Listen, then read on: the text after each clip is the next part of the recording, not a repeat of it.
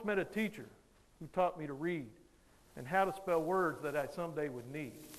How could she have known where that someday would lead when she shared her gift with me? I once met a teacher who taught me to draw. She opened my eyes to the beauty I saw.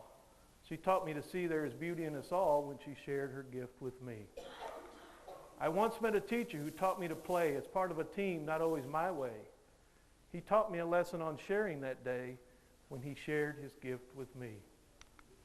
I once met a teacher who taught one thing in life, to believe and have faith during good times and strife. I wonder if he knew how his words would give light when he shared his gift with me. All of my teachers shared gifts that were free. What I do with these gifts now is all up to me. If I share them with others, how glad they will be that they shared their gift with me. Ladies and gentlemen, I wrote that poem as a way of honoring the teachers I had growing up. I don't remember a single grade I got in their class, but I remember the teachers. If you get nothing more from my presentation this morning, please remember this. People count.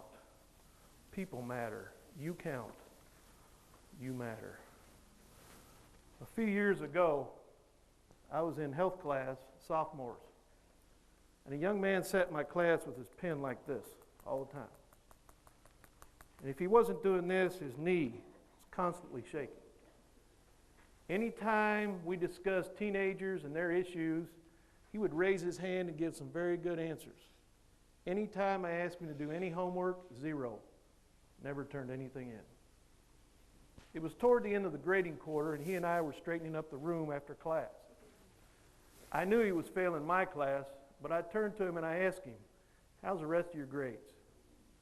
He said, "Oh, Coach, I haven't passed anything since I've been in high school." I said, "Really? You seem like kind of a bright kid. What's the deal?" He told me he went to elementary and junior high in Webb City, Missouri. Lived with his grandma and his grandpa.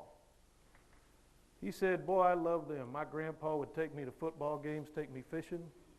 My grandma would read me stories and cook for me.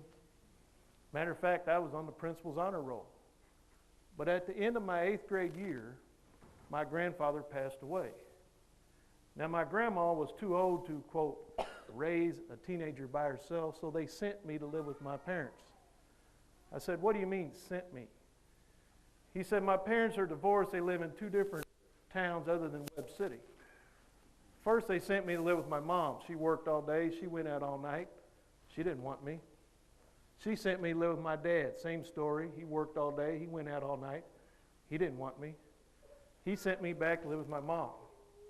He went on to tell me that in the 2 years since his grandfather had passed away, he changed schools 13 times.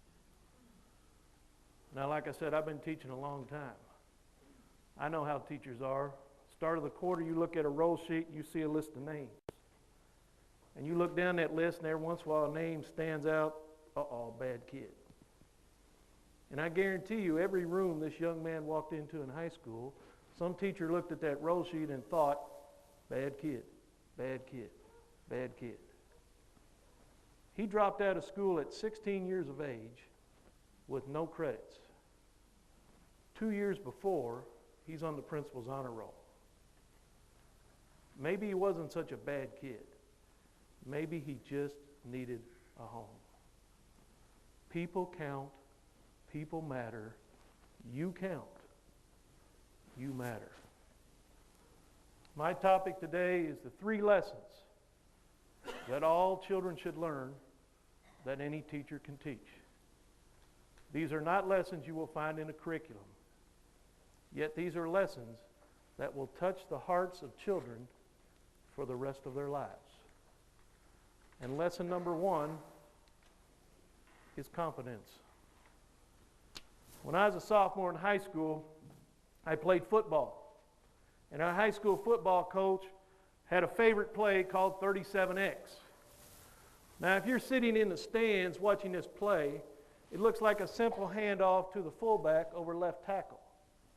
But it was our high school coach's favorite play. One Monday evening, we played a JV football game. and I was the center. I snapped the ball to the quarterback. I'm standing in the huddle, and the wideout comes in with the first play of the game, and of course it was 37X. We break the huddle. I start to lean over the ball, but before I do, I just happen to look in the 7 hole where we're going to run the ball, and right there is this great big number 78, and he is a monster. I mean, I'm probably 145 pounds. He's pushing 300. Plus, he's got these big old sideburns. Now, ladies, this may not mean a lot to you, but to a sophomore boy, the fact that he has facial hair makes him a man. So as I lean over the ball and get ready to snap it, I'm thinking, uh-oh, 37X, not going to work. And sure enough, ready, set, hut, handoff, boom, our fullback gets squashed. He stands up, throws the ball down, and goes, come on, lineman, block. We go, yeah, you block this guy. But the coach sends in the next play. Coach said run, 37X again. Okay, we'll run it. Not going to work, but we'll do it. We break the huddle, race that hut, handoff, boom, not an inch. Big 78 stands up, come on, little girls, and we run back and get back in the huddle. Coach sends in the third play. Coach said run, 37X again. You better tell Coach, find a different play. Quarterback goes, I'll tell him. We break the huddle, race that hut, handoff, boom, nothing. Yeah! Coach yells, punt, we kick it away. Quarterback runs to the sideline. Coach, 78, he's big, he's mean, he's got facial hair. We can't run 37X. The coach said, I'll take care of it. Next time we get the ball, we're standing in the huddle. Here comes the wideout with the play. Coach said run, 37X again. What? We thought you told Coach. Quarterback goes, I did tell him. We break the huddle, ready, set, hut, handoff, boom, nothing. Yeah, we run back, get back in the huddle. Wideout comes out with the next play. Coach said run, 37X again. Come on, Coach. We break the huddle, ready, set, hut, handoff, nothing. Parents are yelling from the stands, run a different play. This is boring. They can't block him. He's got facial hair. Wideout comes in with the play. Coach said run 37. You tell Coach, find a different play. Quarterback says, I'll tell him. We break the huddle, ready, set, hut, handoff, boom, nothing. Coach yells punt, we kick it away. Quarterback runs to the sideline. Coach, 78, he's right there. We can't do it. Coach goes, I'll take care of it. Third time we get the ball, we're ticked off. He better not call that again. Here comes the wideout. Coach said 37. Don't say it. Coach has lost it. Just run it. We break the huddle, ready, set, hut, 2 yards. All right, we got 2 yards, Coach. Can we run a different play? 37X. I guess we can't run a different play. Ready, set, hut, handoff, 5 yards. 78's getting tired. We go back in the huddle. Here comes the wideout. We know. 37X. We break the huddle. Ready, set, hut, handoff, 15 yards. First down. We go back in the huddle. Here comes the wideout. We know. 37X. Ready, set, hut, handoff, 45 yards. All the way down to the 8-yard line. First and goal from the 8. We're running down the field. Yeah. 78. He's winded. First and goal from the 8. We're standing in the huddle. We're fired up. Coach sends in the play. Come on. We know. The wideout runs by the huddle. Quarterback says, what? He goes, Coach said run any play you want to run. What? Coach said run any play you want to run. Quarterback turns us linemen and says, lineman, what do you want to run? And in unison we said, 37X. Let's do it. Ready, set, hut, touchdown. We're jumping around in the end zone, 78. He's done. Our old coach, smart guy, he knew the other coach Put 78 right there thinking they won't run at him. He's too big. He's too mean. He's got facial hair. They're going to run this way. So he took the rest of his defense and slid it over. The other coach thought, you won't run here because you're afraid. If you run this way, we got you outnumbered. We got you. Our coach used to always tell us, never run away from what you're afraid of. Run right at it. You don't become confident by running away. Behind fear is freedom. How do you conquer fear? You run right through it. Confidence comes when people do things they didn't think they could do. When I first met my stepson Tyler, he was 4 years old. He'd ride his bike up and down the street with training wheels. One day I went in the garage and I started taking the training wheels off. He came out in the garage, "What are you doing?" I said, "It's time you learn to ride without your training wheels." "Well, I can't ride my bike." I said, "Yes, you can." I took the training wheels off and he started to cry. I put him on the bike. I said, "Here, I'm going to take one step back and I'll catch you. I won't let you fall." He rolled that far and I caught him. Then I took 2 steps back and I caught him. Then 3 steps back and I caught him.